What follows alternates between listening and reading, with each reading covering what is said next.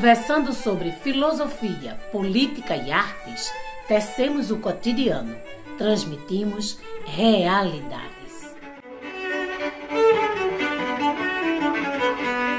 Olá, este é o programa Realidades. Meu nome é Bárbara Bastos, professora de administração da UFPE, e hoje vamos conversar sobre os impactos do derramamento de óleo no Brasil em 2019.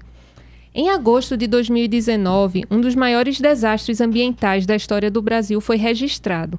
Um enorme derramamento de óleo pesado, mais processado na indústria, atingiu mais de 4 mil quilômetros da costa brasileira, afetando 11 estados, desde o Maranhão até o Rio de Janeiro. O impacto foi devastador. Mais de 120 municípios e 724 localidades, incluindo 55 áreas de proteção marinha, foram atingidos.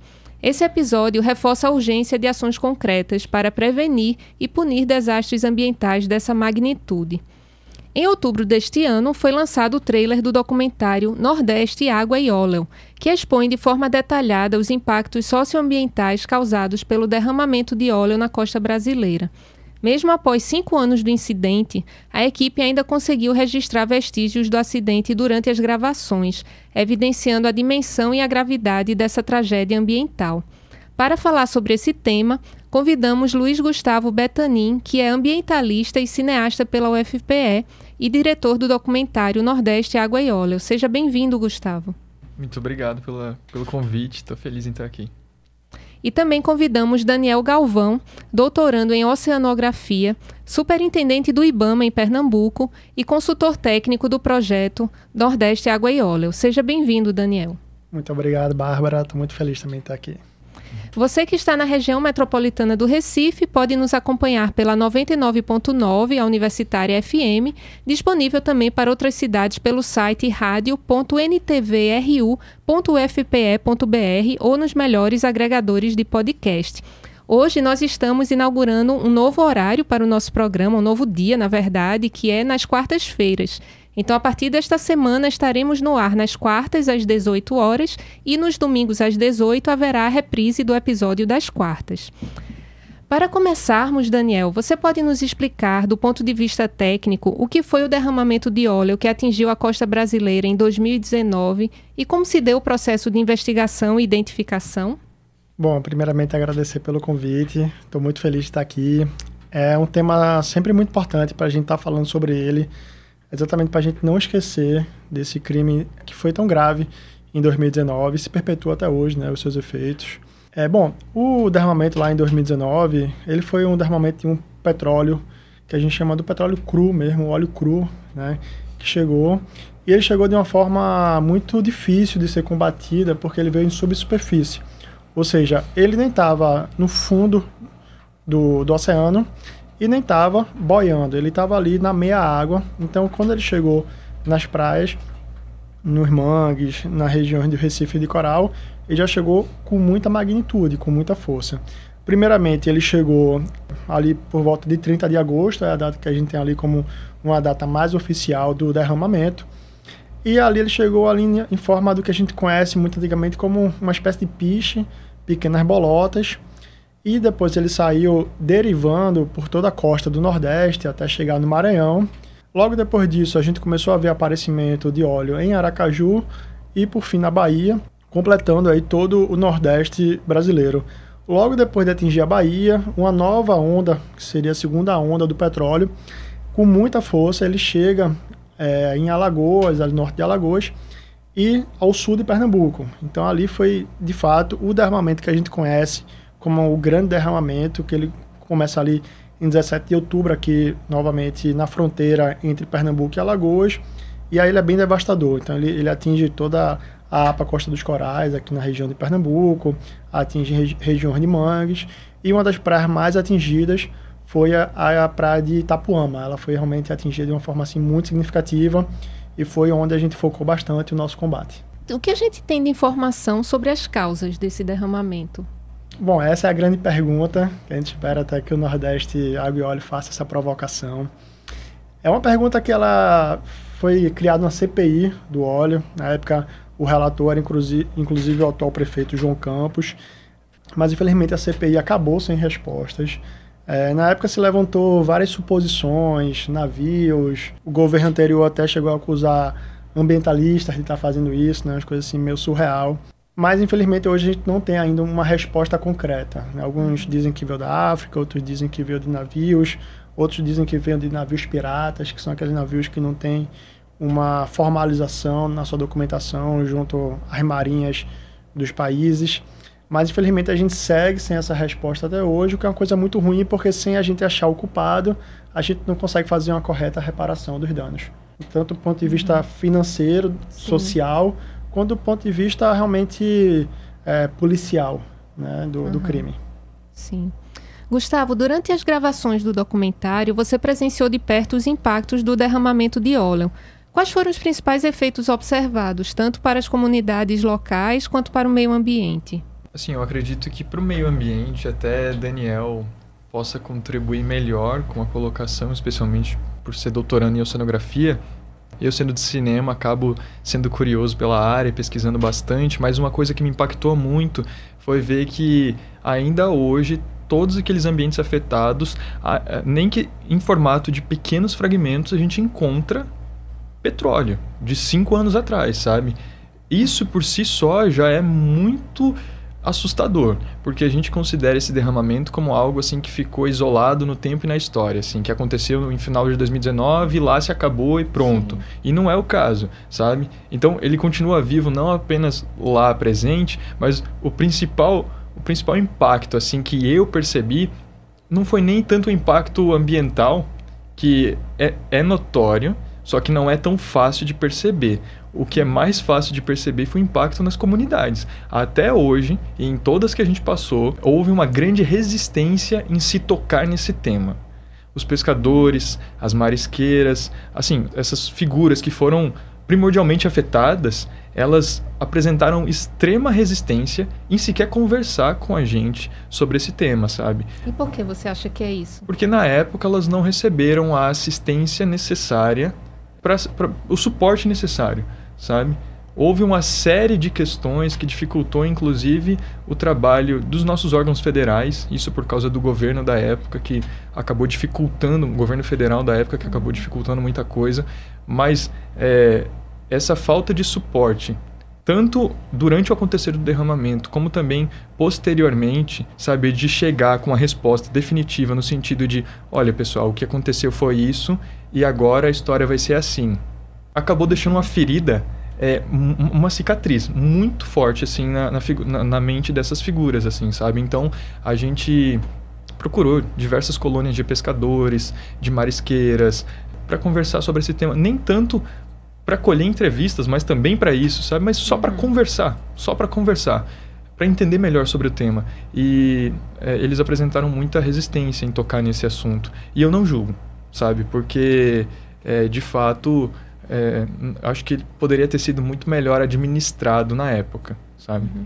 Houve um período que foram suspensas as vendas de pescados, não foi, na região? Foi até o final de 2019, certo? Ainda no final de 2019 eles começaram a liberar novamente. Cerca de 90 dias eles ficaram bem impactados com a questão do comércio dos pescados. Tanto por conta da desconfiança, quanto realmente pela própria contaminação em si que aconteceu.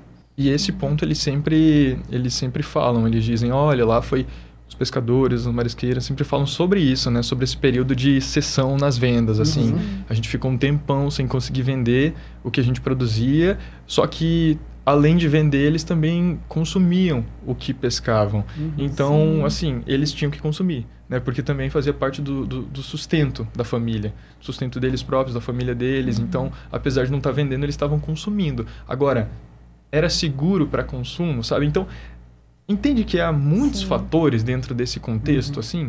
E eles estavam consumindo sem ter a menor ideia do tamanho do risco, né, que estavam correndo. Isso. Depois a universidade começou a chegar mais próximo, né, Daniel? Começou a chegar mais próximo, oferecer apoio, começou a trazer um pouco mais de resposta. Mas num primeiro momento foi até um desespero. Quem estava na linha de frente, atuando no voluntariado, nas ações de limpeza... que também é o nosso caso aqui, sabe que foi uma coisa frenética, assim, sabe? Então, Uma coisa é tu tá lá atuando como um voluntário limpando a praia porque não tinha ninguém fazendo isso. Outra coisa é você que depende daquele ambiente para sua subsistência, para o consumo do teu alimento do mês, ver tudo aquilo acontecendo, assim, sabe? Sim. Daniel, considerando os estudos e pesquisas em andamento, o que podemos esperar em termos de recuperação das áreas afetadas pelo derramamento de óleo? Bom, primeiro o impacto que a gente acontece quando o óleo chega é aquele impacto propriamente físico, né, do óleo, né, literalmente bater nos ambientes ecossistêmicos, como a gente viu lá, tartaruga totalmente oleada, né, presas em manchas de petróleo. Então tem logo esse primeiro impacto físico, mecânico ali, que a gente pode chamar de uma forma mais popular, né.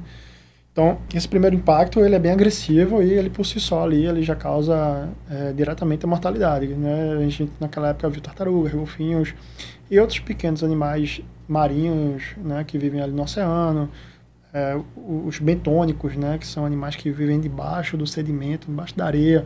Acho que você já deve ter visto na praia, por exemplo, tatuí, Maria Farinha. Sim. Né? Então, são seres um pouco até invisíveis, né? Porque eles estão ali sempre escondidos. E com certeza eles são os mais afetados, porque o óleo, ele, depois também que ele chega na praia, ele se dissolve ali no sedimento. Então ali a mortalidade ela é até quase difícil de você dimensionar. E no meio daquele caos, onde as pessoas só queriam tirar o petróleo, o próprio ato de tirar o petróleo da praia, você também está tirando aqueles seres, né, que ali vivem, né? Então você está de toda forma ali matando. Então esse primeiro impacto ele é muito agressivo. Primeiro impacto, ele meio que não tem recuperação. Morreu, né? A gente tem o que fazer. Os outros ambientes que são ali, vamos dizer, mais fixos, né? Um recife de coral, ele vai sofrer seu impacto, mas a gente espera que ao longo de alguns anos ele vá ter a sua recuperação.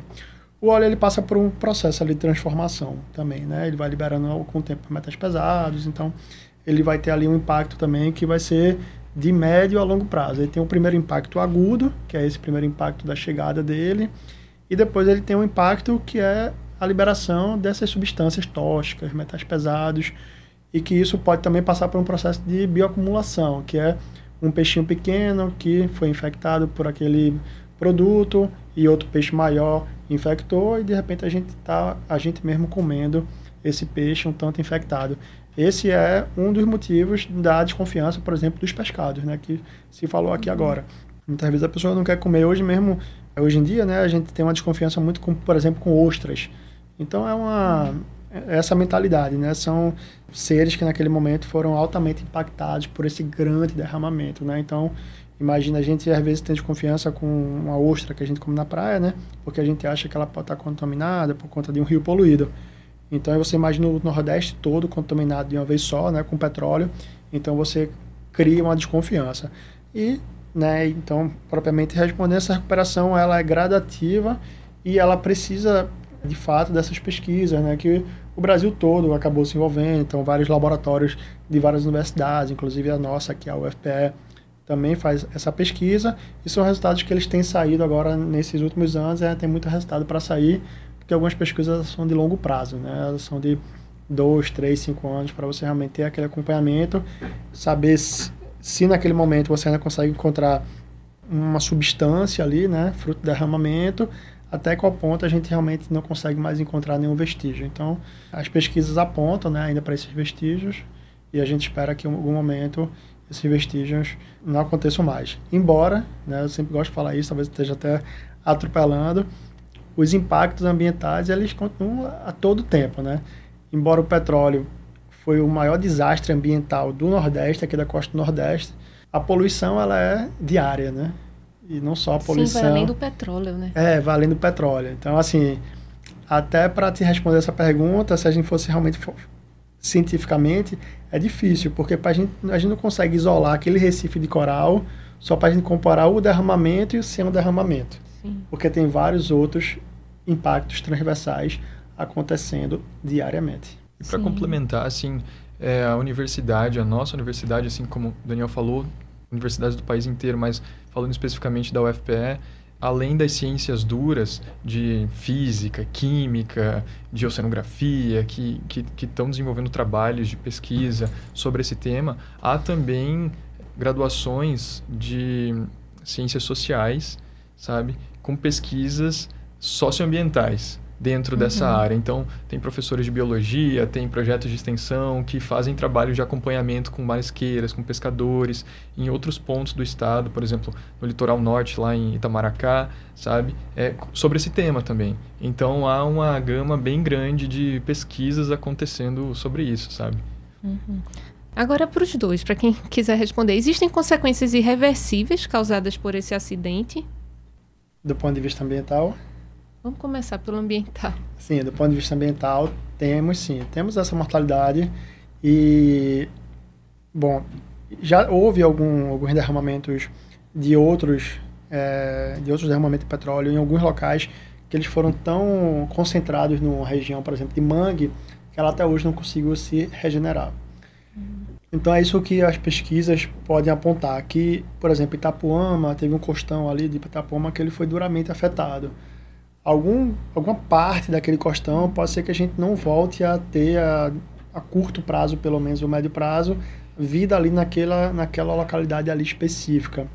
As regiões de mangues, quando a gente teve um impacto no mangue, por sorte não foi um impacto tão forte, porque a região de mangue ela acaba sendo essa região que muitas vezes é irreversível, porque quando o petróleo ela entra na região de mangue, como a região de mangue é uma região muito porosa, ela tem essa troca muito rápida de maré, de sedimento, ali normalmente acaba sendo um local muito afetado.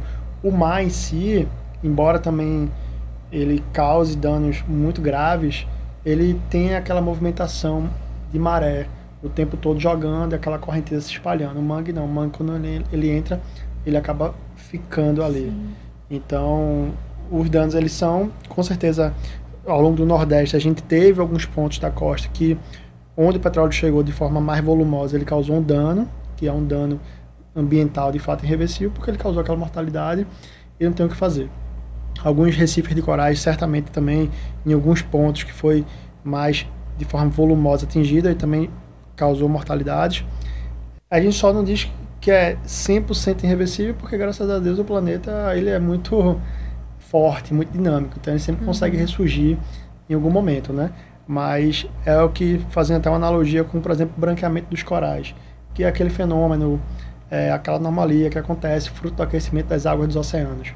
Ele é um problema que ele causa mortalidade direta dos corais. Então ali, em teoria, os corais não conseguem ali se recuperar, só alguma parte deles, mas se depois a temperatura ela volta a se reequilibrar, a gente teria ali aquela recuperação do ambiente. Muito bem, nós vamos parar para um breve intervalo e continuaremos essa conversa.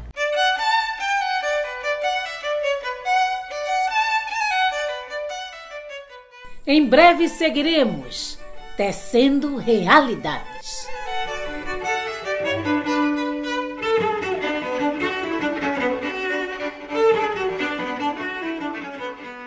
Olá, estamos de volta com o programa Realidades. Hoje estamos discutindo os impactos do derramamento de óleo no Brasil em 2019 com Gustavo Betanin e Daniel Galvão.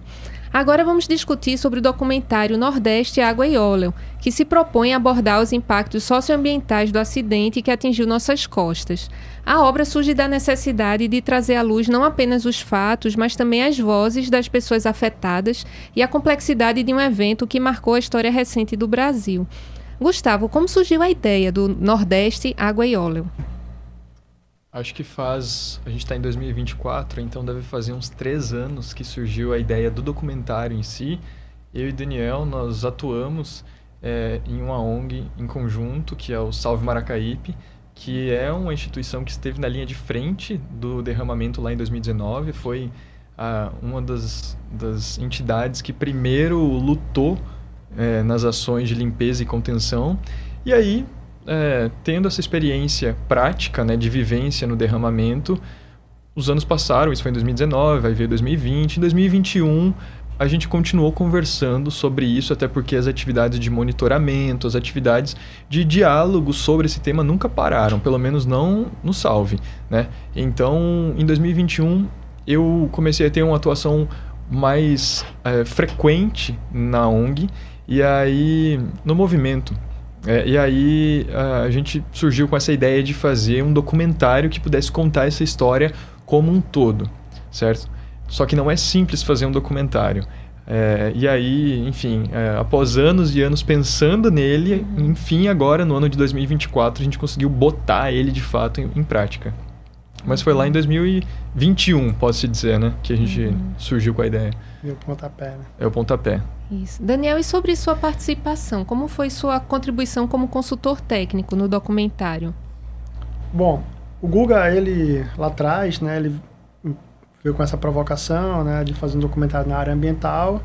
E aí a gente foi conversando sobre retratar, de fato, né? O derramamento de petróleo. Porque, embora a gente já tenha contado muito, a gente fez praticamente ali um diário, né, do derramamento no Instagram, mas seria muito legal que a gente tivesse de fato um documentário, um audiovisual para retratar, para a gente conseguir mostrar exatamente o que foi, e sempre, como também é um dos objetivos do Salve, que é fazer essa provocação pública mesmo, né, às autoridades, à sociedade civil. Então, eu junto com o Guga, eu tenho buscado muito fazer essa parte de dar ideias, sugestões, né? E o resto o Guga faz, que ele é muito desenrolado, então ele consegue bem compilar aí as ideias, botar para frente. O Guga, ele acaba não me dando tanto trabalho, né? Acho que lá atrás, quando a gente foi montar, né, foi o que a gente realmente fez bastante conversas, reuniões, né, que a gente se organiza muito, né, Guga? Embora ele seja amigo, a gente se organiza muito, faz nossas reuniões, então organiza, a gente rascunhou muita coisa, os, né, roteiros, o que é que a gente precisava ali encontrar. Então, assim, eu fui meio que ajudando ele por ter vivenciado isso, tanto como ativista, quanto como especialista na área ambiental, né? Então, eu fui trazendo um pouco desses entendimentos. Tenho um entendimento também por ser oficial da Marinha Mercante, então tenho uma experiência na área de offshore. Então, fui dando para ele um pouco desses argumentos, né, necessários. E a gente está até hoje aí, né, Guga, nessa fase aí de finalização. E a gente segue junto, porque isso aí também é só o começo, né? Tem muita história para contar ainda. E é isso, basicamente a gente tem tentado aí o máximo agregar valor, agregar informação, para que a gente consiga, nesse pouco tempo que a gente tem de audiovisual, né, tentar retratar isso da melhor forma possível. Gustavo, quais foram as principais etapas da produção e como você e sua equipe lidaram com o desafio de retratar um desastre dessa magnitude de uma forma ainda sensível e precisa? Até agora eu não acredito que a gente conseguiu de fato fazer tudo que a gente fez, porque de fato há muito que ser contado, né? Então esse é até um dos motivos que a gente decidiu fazer um longa-metragem, sabe? Um filme que vai ter, assim, ele ainda está em etapa de finalização, mas a gente espera que ele tenha pelo menos aí 1 hora, mais ou menos, um documentário de pelo menos 1 hora. Mas o que acontece? No cinema, qualquer projeto de cinema, ele é dividido basicamente em 4 etapas, assim, que é a pré-produção, a produção, a pós-produção e a distribuição. Na pré, acontece tudo relacionado a roteiro, a alinhamentos, a quem a gente vai entrevistar.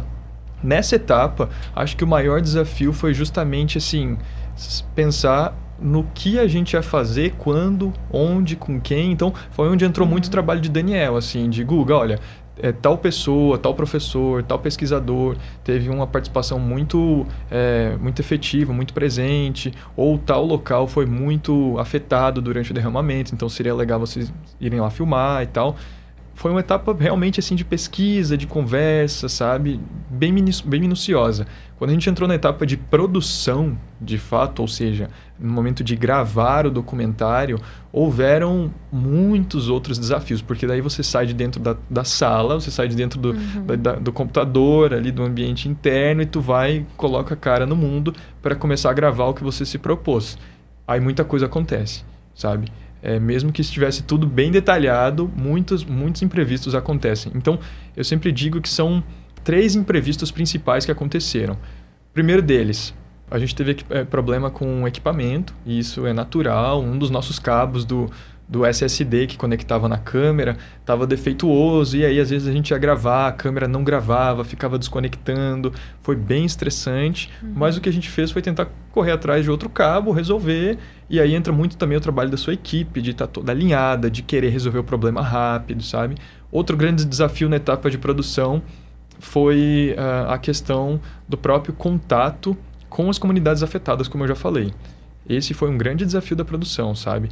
De a gente ter o acesso à colônia de pescadores, ter acesso a essas figuras, mas devido a tudo que a gente já conversou antes, elas apresentarem resistência de tipo assim, poxa, a gente gosta do seu projeto, a gente acha que é muito importante, mas não quero dar entrevista, sabe? Não quero falar sobre, por mais que a gente falasse assim, poxa, mas vamos então só gravar o áudio, não precisa nem aparecer. Ainda assim, foi bem difícil. Foi bem difícil mapear essas pessoas para conseguir. No final, a gente conseguiu, mas de uma forma muito árdua, sabe? E um terceiro grande problema foi o seguinte. Pelo próprio decorrer aí dos prazos que as coisas foram acontecendo, a gente acabou gravando o documentário na pior data possível, que foi durante o ápice do inverno aqui em Pernambuco. Que para quem não é daqui... Tipo, a gente não tem frio necessariamente aqui no estado, mas é o período mais chuvoso do ano. E nossas gravações eram todas externas. Então, assim, foi um problema que a gente enfrentou e a gente solucionou através de muita planilha. Ou seja, a gente ficava constantemente vendo a previsão do tempo, vendo também a tábua de marés, porque como a gente gravou muito em mangue, praia, a gente dependia do horário da maré também para ter acesso a algum desses locais. Então, no final das contas, quem diria, né, que cinema também é muito Excel. É muito Excel, assim, é planilhar tudo para tentar encontrar os melhores pontos ali que convergiam nas melhores datas, nas melhores janelas de gravação e poder fazer isso. E aí, só para finalizar, assim, agora que a gente está na etapa de pós-produção, o maior desafio que a gente tem encontrado, assim, como é um projeto pequeno, que não tem um financiamento grande, potente, sabe? A gente enfrentou muitos desafios com a questão da ilha de edição, o computador para editar o filme.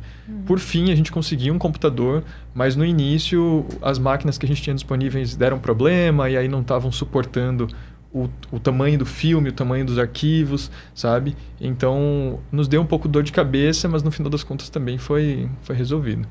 E você tem uma equipe trabalhando com você ou é só você? Não, tem uma equipe, acho que tem umas 20 pessoas, né, Daniel? Além de Daniel, propriamente como consultor técnico ambiental, tem pessoas para cada um dos setores, assim. Quando eu fui escolher o método de trabalho, digamos assim, para executar esse projeto, eu acabei dividindo por equipes ou por departamentos, assim, que é o comum de se fazer também em projetos de cinema. Então, tem a equipe de fotografia, tem a equipe de som, tem a equipe de produção, tem a equipe de comunicação. A equipe de comunicação é a maior que tem, por incrível que pareça. Tem mais gente em comunicação do que tem na equipe de fotografia, por exemplo. Lá a gente tem assessores de imprensa, tem designer, tem web designer, tem social media. Então, assim, Bárbara, acho que tem umas 20 pessoas, de fato, assim, trabalhando além de nós dois, assim. É um projeto que se tornou bem grande. Até os professores, né? O professor Gilvan também. Isso, né? E como esse projeto eu aproveitei também como meu TCC, como meu trabalho de conclusão de curso. Essa figura do professor também que é interessante, né? Exatamente, são outros 2 membros que estão presentes, 2 professores. É o Gilvan e o... Gilvan e Laécio. Laécio sendo de cinema e Gilvan sendo da oceanografia. Isso. Eu queria perguntar sobre as expectativas sobre a recepção do documentário fora do Nordeste. Vocês acreditam que a mensagem será igualmente impactante em outras regiões, de repente fora do Brasil? Acho que, a princípio, fora do Brasil, eu vou deixar para a Guga responder essa. Mas no Brasil, acho que vai ser muito importante esse documentário, né? E eu tenho falado muito para a Guga para a gente provocar também a opinião política, né? Acho que também foi uma provocação que o Guga recebeu lá no TCC dele, né? Eu venho falando para ele, para que a gente realmente consiga transmitir esse documentário em ambientes políticos, né, assembleias, até mesmo em Brasília, Congresso, conversar com ministérios, para que a gente realmente difunda, né, essa informação, porque essa informação precisa chegar. Então, acho que o professor Cristiano, que está hoje no Ministério da Pesca, a gente que está aqui no MMA, né, consiga poder fazer com que esse documentário chegue mais longe, para que as pessoas realmente não esqueçam do que aconteceu e que a gente realmente tenha as lições aprendidas. Hoje, por exemplo, na época, né, eu não estava no IBAMA, E a gente fez muita crítica, né, para essas instituições como todo de governo, tanto a nível local, municipal, estadual, federal, porque foram muito lentas as ações. Então, hoje a gente vê que as instituições, feito IBAMA e outras, estão fazendo treinamento de uma forma mais contínua para realmente estar mais preparado para combater um acidente grave feito esse. Então, a gente acha que esse documentário ele precisa realmente chegar e ele vai ser muito bem aceito e recebido. Você acredita que tem algumas políticas públicas que deveriam existir atualmente para lidar com as consequências, por exemplo, desse acidente? Bom, como tudo no Brasil, ou quase tudo, as políticas existem. A questão muito do Brasil é a execução. Eu não digo nem do Brasil, acho que do mundo como todo, né? Tem aí os acordos, Acordo de Paris, né? Então, tantas COPs acontecendo. A legislação ambiental do Brasil, ela é muito boa, né? O que a gente precisa, de fato, é execução, né? O próprio PNC, né, o Plano Nacional de Contingência, ele existia na época, foi desestruturado. Então, assim, a gente sabe o que tem que ser feito, só precisa realmente fazer. Então, esse aí é o gargalo, né? A execução das coisas, quem é o pai da criança, né? O pai sempre abandona a criança, né? Dizem, né? Então, a gente precisa realmente, tipo, chegou o petróleo, ninguém não é de ninguém, então deixou o petróleo chegar. Então, esse foi um problema na época, né? E a gente, ativista desesperado lá, tentando, né, literalmente botar a mão na massa para o impacto ter sido o menor possível. E esse é um dos propósitos do filme. É assim, tentar ouvir várias perspectivas diferentes e criar como se fosse um marco historiográfico, assim, como se fosse um documento que possa reunir essas vozes. Porque esse tema, até hoje, mesmo sendo 5 anos após o derramamento, continua muito, foi culpa de não sei quem, não, mas é porque não sei quem não fez tal coisa, o IBAMA que não fez tal coisa, a Marinha do Brasil que não fez tal... Mas assim... Como o Daniel falou, existem instrumentos, existem políticas públicas, existem assim, meios de ação para diferentes esferas, sejam governamentais, a nível federal, a nível estadual, municipal, para agir. Isso existe, sabe? O problema é que, na época, muita coisa foi desestruturada. Sabe? Então... Sim, foi o governo Bolsonaro, né? Exatamente. É bom lembrar disso. Aí o que acontece? Nós entrevistamos, por exemplo, representantes do IBAMA. Não foi Daniel, mas pessoas ligadas à questão de emergências ambientais. E isso foi muito bem apontado, no sentido de, olha, a gente não podia agir, sabe? Não é como se a gente pudesse, por vontade própria, ir lá e fazer, porque existe uma série de normatificações que tem que ser seguida e tudo mais. Então...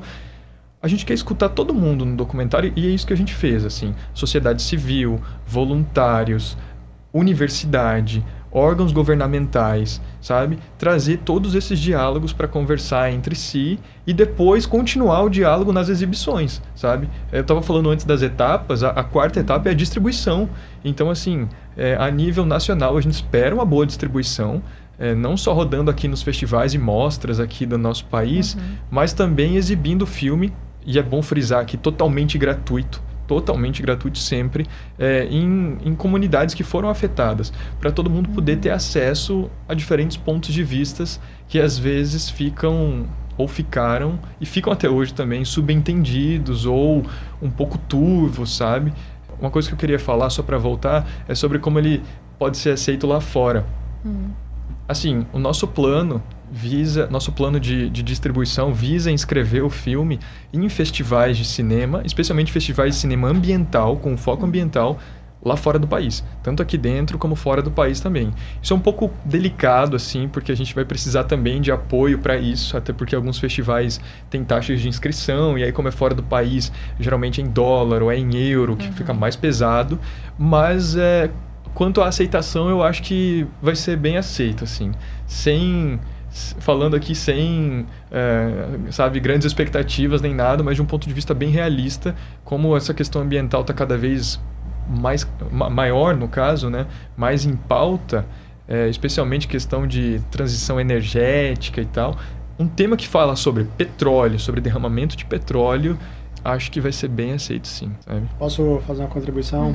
Claro. Esses dias eu tenho conversado com o Guga sobre esse desafio de grandes patrocinadores, feito, por exemplo, a indústria petrolífera, que, por exemplo, a Petrobras, né, ela é uma das grandes patrocinadoras, né, de projetos ambientais aqui no Brasil. Existe o projeto Petrobras Ambiental, que E aí, quando eu penso, né, de um documentário desse sendo exibido aqui, como a gente é daqui, brasileiro, né, a gente sabe os caminhos de onde exibir, é mais fácil. Eu acho que o desafio de ir para fora é porque, pela força que a indústria petrolífera tem, muitas vezes ela consegue barrar, né? Ela consegue conter, às vezes, essas distribuições. E aí, como se aliar a essa força de uma forma positiva, sem que a sociedade ache que você está se dobrando, se vendendo. Esses dias eu mostrei um exemplo no Instagram para a Guga, porque a gente já vem conversando isso há algum tempo, né? Eu, como ativista, é uma coisa que eu vivencio isso, de como a gente pauta, como a gente se alia aos grandes poderosos, que muitas vezes causam impacto ambiental, ou naquele momento eles dizem que não vão mais causar, mas já causaram, e aí você está ali como ambientalista ao lado deles naquele momento por um evento específico. Então acho que esse é um grande desafio, né, que precisa ver como fazer, porque muitas vezes, se você tem um apoio, por exemplo, de uma Petrobras, você consegue exibir isso fora. Porque ela vai injetar ali 100, 500, 1 milhão num projeto, e ela vai ter ali um canal, né, para você ir para fora. Mas será se ela quer exibir um filme que, em teoria, condena o petróleo, né? Então, assim, embora, assim, o que eu vejo, né, só para finalizar, é que o pessoal está fazendo autocrítica, né, que é a coisa que não se fazia antigamente. Então, talvez seja um caminho. Muito bem, vamos parar para mais um breve intervalo e continuaremos a conversa de hoje.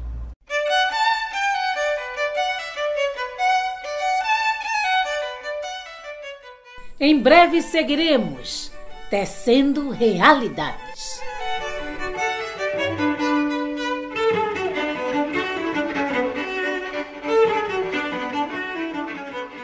Estamos de volta com o programa Realidades, hoje discutindo os impactos do derramamento de óleo no Brasil em 2019 e o documentário Nordeste, Água e Óleo, com Gustavo Betanin e Daniel Galvão. No bloco anterior, abordamos a perspectiva do documentário, o papel do cinema ambiental, e agora vamos refletir sobre as lições que esse desastre nos deixa, as perspectivas para o futuro, tanto no campo ambiental quanto no campo político. E antes, eu queria pedir para vocês falarem um pouco sobre a questão do turismo, se houve uma preocupação em não falar do assunto para não afetar o turismo, ou como falar do assunto. Gustavo, gostaria de começar? Pode ser.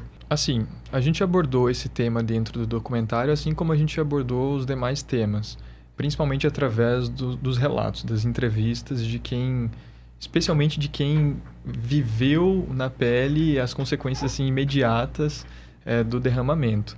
E muitas pessoas, sejam elas pescadores, marisqueiras ou até os professores das universidades com quem a gente conversou também, sempre trouxeram essa questão, né, do turismo, porque na época, além dos pescados terem sido privados de comercialização durante um período, as praias também foram fechadas, né? Elas ficaram interditadas, né, para banho, exatamente. Eu não lembro exatamente quanto tempo foi, Daniel vai poder falar sobre isso depois, mas no final de 2019, eu lembro até por uma experiência pessoal que eu lembro que uma pessoa da minha família perguntou se as praias já estavam liberadas e no finalzinho de 2019 elas acabaram sendo liberadas. Eu lembro que até eu vi bem pontualmente a questão lá de Porto de Galinhas, Maracaípe, que já tinha sido liberado e tal, mas o turismo, sem dúvida alguma, foi um ponto assim que foi muito chocante, né? Porque, especialmente aqui no Pernambuco, a gente está falando de um dos principais pilares, assim. E quando a gente pensa, como eu falei agora, em Porto de Galinhas, que é um dos principais destinos litorâneos do país, sabe? Pensar em um evento que interdita, que fecha o acesso a esse local, parece até uma utopia se a gente pensar hoje, assim, sabe? Com a quantidade de gente que tem em Porto de Galinhas circulando diariamente, lá em 2019, isso ter sido completamente travado, assim, sabe? O documentário também, com esse tópico, assim como outros, como eu disse, vem para tentar esmiuçar um pouco, assim, sabe? Mexer para ver como é que o pessoal percebeu isso, como é que foi, como é que isso afetou, no caso, em suas vidas, porque, por exemplo, eu tenho falado aqui desde o início de pescadores e marisqueiras, mas tem uma série de outras figuras que também foram afetadas, ligadas ao turismo, como, por exemplo, vendedores ambulantes, sabe? Vendedores de picolé, de queijo coalho, de algodão doce, sabe? Essas pessoas, elas também não conseguiram realizar suas funções durante o período que as praias estiveram interditadas, porque elas dependem do turismo, sabe? Acontecendo ali. Daniel, quer também falar sobre isso? Quero. Essa pergunta do turismo é muito boa, Bárbara, porque é importante a gente até traçar uma linha aí para dividir o grande turismo, né, os grandes poderosos do turismo, Isso. e o que o Guga acabou de mencionar, que é o pessoal que trabalha ali como autônomo e depende do turismo. Por que eu quero falar isso? Porque lá na época, os ativistas ambientalistas foram perseguidos por esses grandes poderosos do turismo, porque a gente estava divulgando o derramamento de petróleo, né, de chegar a sofrer ameaças mesmo, porque os donos de resorts, hotéis, estavam achando ruim, porque todo mundo estava sabendo que tinha petróleo nas praias do Nordeste, e estavam achando ruim porque eles iam perder clientes, porque o pessoal estava desmarcando o voo, reservas, né? Então aí foi realmente assim uma coisa que naquela época a gente ficou achando surreal, né? Gente, não vai parar de divulgar, porque assim, a nossa divulgação era a nossa forma de conseguir ajuda humanitária mesmo ali, de provocar Exército, IBAMA, CPH, Marinha, Exército, Governo Federal, então a gente não poderia deixar de divulgar. Sim. Né? E hoje, com o advento da comunicação, né, a globalização, é uma das ferramentas, né, que os ambientalistas têm para realmente conseguir. Hoje, se a gente conseguiu ter muita coisa assim, avançando na luta ambiental ativista, é por conta da comunicação, né? Então, é o que a gente tem. Não podia não dizer, as pessoas virem e terem... E se depararem com a praia suja. Exatamente. Enfim, então, não assim, se sabia o tamanho do risco para a saúde também, né? Sim, Das pessoas se sim. exporem a isso. E assim, naquela época até, assim, teve alguns absurdos de governo federal liberando milhões para o turismo e não liberando nada para os pescadores atingidos. O quê? Como ajuda? Isso, como ajuda pelo impacto no turismo, entendeu? Nossa. Então a gente chegou a ver coisas desse tipo. Não tenho assim informações precisas se chegou a se concretizar repasse de recursos, mas acredito que sim, para a indústria do turismo, onde na verdade deveria estar sendo feito um repasse de ajuda para quem estava ali sem vender o seu amendoim, a sua ostra, o seu queijo, assim, né, como a gente falou aqui no início, as marisqueiras que não podiam ir no mangue pescar para vender porque o pessoal não queria comer, né? Sim. Então essa ajuda elas não tiveram até hoje, né? Isso é um absurdo, né? A gente ainda chegou na época a ter uma liberação de recurso para um grupo de pescadores que tinham um cadastro, mas também na época deu muita polêmica porque não tinha uma quantificação exata de quem foi e quem não foi atingido, que lógico é um desafio, mas esse desafio acontece exatamente também pela falta de gestão que aconteceu lá, por quem que foi atingido, as praias, quem realmente é daqui, quem não é. Então, por você não ter tido uma gestão ali no momento mesmo, como por exemplo, hoje se a gente faz uma analogia com uma coisa recente que chocou o Brasil, as enchentes do Rio Grande do Sul. Ali estava o Brasil todo ali, né? O presidente da República estava lá, os ministros estavam lá. Então, ali é um exemplo do que a gente não teve, por exemplo, no petróleo. O petróleo foi os ativistas, né? E tinha um resgate pingado do Exército, um resgate pingado do IBAMA, um resgate pingado da CPH, um pessoal das prefeituras, né? Mas não tinha ali realmente uma gestão pública atuando, né? Então, quando perguntar para mim impacto turismo, eu digo que o impacto turismo mesmo real foi do social, né? Quem precisa do turismo. As grandes indústrias, elas se reinventam, né? Elas estão sempre ali, conseguindo sempre tá em alta, né? Lógico que a gente tem essa preocupação, né? Mas ali nossa preocupação, de fato, na ocasião, foi com o derramamento de petróleo, né? E não é que a gente não tenha essa preocupação, é porque a gente queria, na verdade, que a indústria do turismo chegasse junto, né? Sim, ajudasse a resolver, né? E não ficasse nos ameaçando porque quanto mais a gente divulgava, mais rápido a gente tirava esse petróleo da praia e mais rápido a gente ajudava a indústria do turismo. Então, na época, a gente tentava falar isso para eles. Dizia, meu amigo, a gente está ajudando vocês. Isso. A gente está fazendo aqui o trabalho de limpar essa praia para vocês mesmo poder usar o mais rápido possível. Então, assim, é uma mentalidade um pouco do negacionismo, né? Que a gente tem hoje, né? Sim. Gustavo, agora que você está na fase aí de pós-produção, né, e já tem mais um balanço do documentário, o que é que você tira assim, de lições mais importantes que a gente vai poder aprender sobre o acidente a partir do documentário? Eu acho que uma grande lição que a gente tem que aprender, e isso foi muito, muito falado em diversas entrevistas que a gente fez, foi justamente de precisamos melhorar a nossa comunicação, sabe? A gente precisa achar uma forma de todo mundo conversar melhor. Então, órgãos públicos, com universidade, com sociedade civil, porque às vezes o conhecimento ou as informações, elas ficam travadas dentro de cada uma dessas esferas, assim, sabe? O que é produzido dentro de um órgão público fica travado ali dentro, o que é produzido na universidade, principalmente, só fica preso na universidade. A gente tem projetos de extensão, inclusive relacionados ao derramamento, como eu falei, que tentam levar isso, mas ainda é muito pouco, sabe? Em detrimento da quantidade de material, de pesquisa que a gente produz dentro das universidades, muito pouco é retornado para a população, sabe? Então, praticamente, assim, eu digo que 80% de quem nós entrevistamos, em algum momento da entrevista falou sobre isso, assim. E observando o corte que está se construindo no documentário, eu vejo isso também, assim, sabe? Que é uma das coisas que mais se grita, que a gente precisa melhorar a nossa comunicação, porque Daniel citou agora o evento das chuvas, né, das enchentes lá no Rio Grande do Sul. Aí, daqui a pouco já tem outra coisa acontecendo. A gente teve aqueles furacões lá no hemisfério norte agora que assustaram. Assim, cada semana é um outro evento extremo que está assombrando a gente, sabe?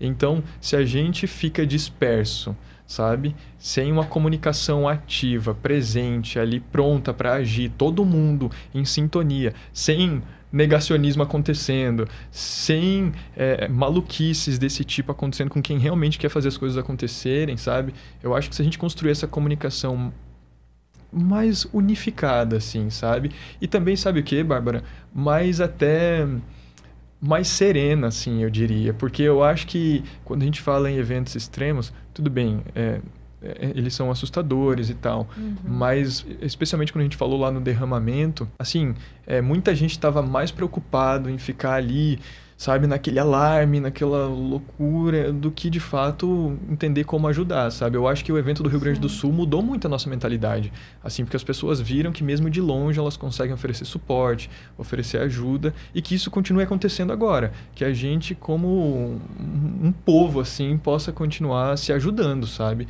E que a nossa comunicação melhore, assim. Acho que o propósito do documentário é esse, né? Assim, é escutar essas histórias, comunicar isso para que a gente tenha um certo preparo para eventos futuros, porque virão, né? Virão. Sim. Eles virão. Daniel, a partir desses aprendizados, quais vocês acham que deviam ser as próprias medidas ou políticas públicas prioritárias para evitar desastres semelhantes no futuro? Você falou um pouco, né, disso, mas você podia dar alguns exemplos práticos, assim? Tipo, como é que se tivesse outro derramamento hoje, o que é que seria diferente? Né? Você falou que tem uma certa preparação.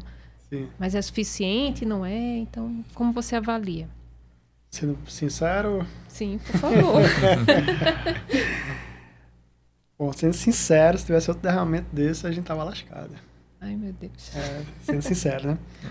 Tentando ser otimista, eu acho que sim, que no governo atual que a gente está vivendo, você tem um IBAMA muito mais apoiado, estruturado, ainda não tanto quanto merece e poderia, mas se você for perguntar o que mudou de fato do sistema mesmo de cooperação ambiental, força, preparação, é muito pouco, né?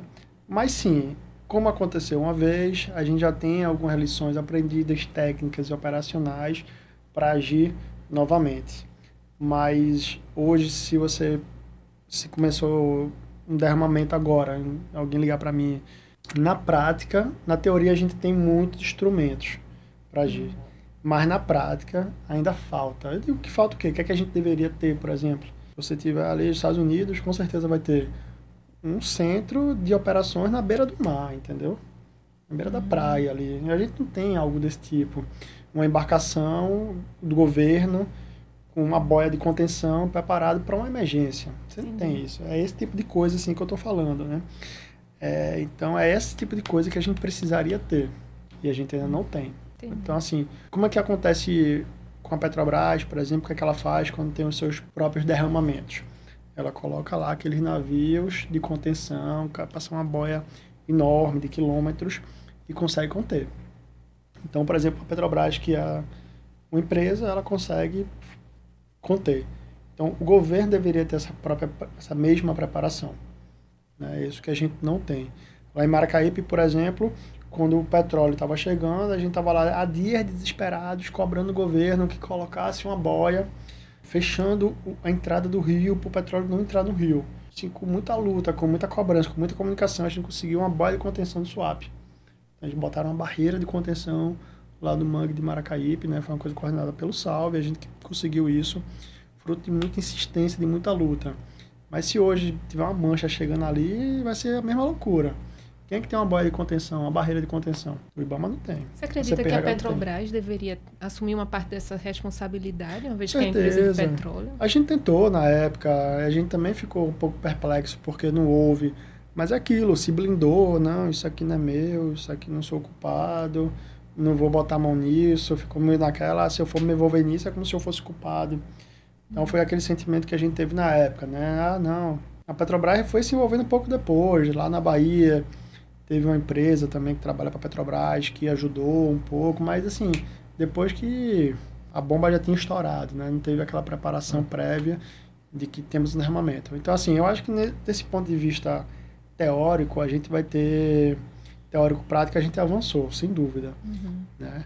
Mas o que a gente precisa, eu sempre gosto de pontuar isso, que essa é uma fala hoje, né? Porque se muda governo, e o governo vem e destrói novamente as políticas, acabou assim. Então essa minha fala aqui já não vale mais. Então, o meio ambiente já é muito frágil, né? E as políticas públicas ambientais, elas são mais frágeis ainda. A gente está o tempo todo descumprindo a lei ambiental, né? Então, o que a gente precisa é, de uma vez por todas, que as políticas públicas ambientais, que já são frágeis, no mínimo, se mantenham. Mas o que a gente vê é que, isso eu falo a todos os níveis, viu? Municipal, estadual e federal. Muda governo, vamos tirar essa lei, vamos tirar esse artigo, vamos facilitar isso, como o Código Florestal, né? Acho que a gente é daqui da mesma geração, pelo menos eu e você, a gente viu que o Código Florestal, lá em 2012, você deve lembrar dessa discussão, acho que em 2010, 2011, o Código Florestal estava mudando, teve muitos protestos, mas mudou. O Código Florestal lascou o Brasil. Tudo que a gente está vendo hoje de queimadas foi fruto daquilo. Ou seja, a boiada passou. E a gente está colhendo os frutos disso agora.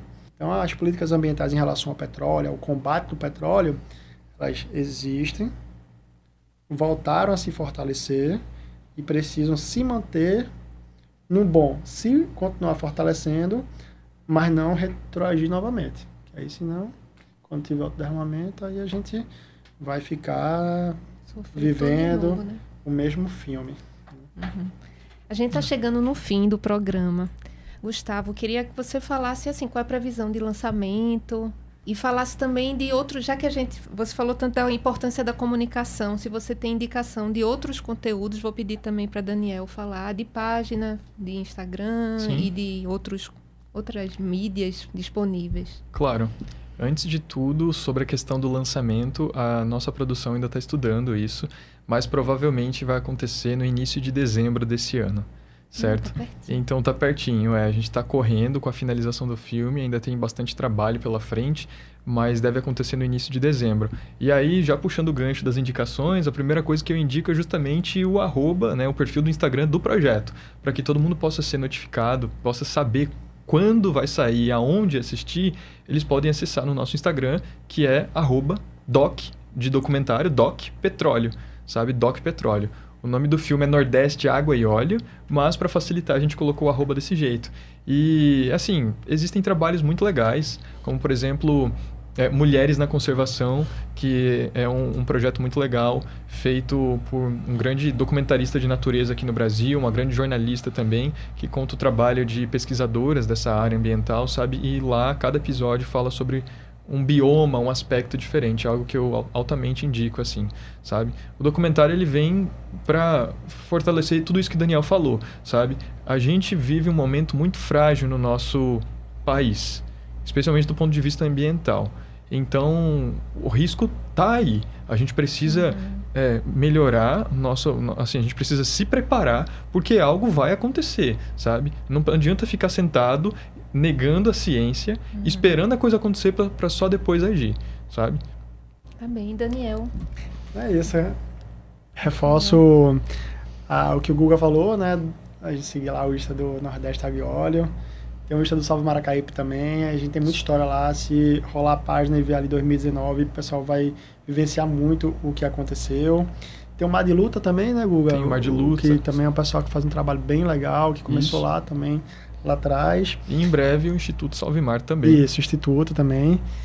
E é isso, agradecer aí pelo convite. Sempre muito honrado de poder estar aqui e poder falar desse tema, né, que é tão sensível, mas muito importante. A gente tá sempre falando sobre ele para que a gente possa, de fato, enfim, mostrar tanto para quem viveu e lutou na época, mas também para as novas gerações, porque nossa geração não tinha tido um impacto desse, então é bom que as novas gerações vá tendo noção do que aconteceu, né? Isso, só sem querer expandir mais ainda, mas o que eu quero dizer também é assim, apesar de ser um tema, entre aspas, chato ou complexo ou difícil de entender, eu garanto que vai ser um filme bonito e legal de assistir. Boa. Então, eu não tenho nenhum interesse em derramamento de óleo, mas assista, você vai se surpreender. Essas praias são lindas, né? Exatamente, tenho certeza que vai ser legal. Boa. Daniel e Gustavo, muito obrigada pela presença de vocês no programa. Este programa foi apresentado por mim, Bárbara Bastos, com roteiro de Camila Cunha e produção de Gabriel Tomás. Gravamos a conversa no estúdio da Universitária FM com apoio técnico de Alexandre Silva. Lembrando que você pode ouvir nosso programa toda quarta e domingo às 18 horas na 99.9 FM, na região metropolitana do Recife ou pela internet, no site radio.ntvru.ufpe.br. Estamos também nos melhores agregadores de podcast com o nome Realidades 99.9. Siga nossa página no Instagram, @RealidadesUFPE.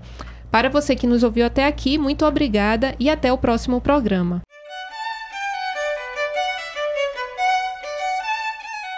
Acabamos de ouvir Realidades. Oferecimento Proeste, UFPE.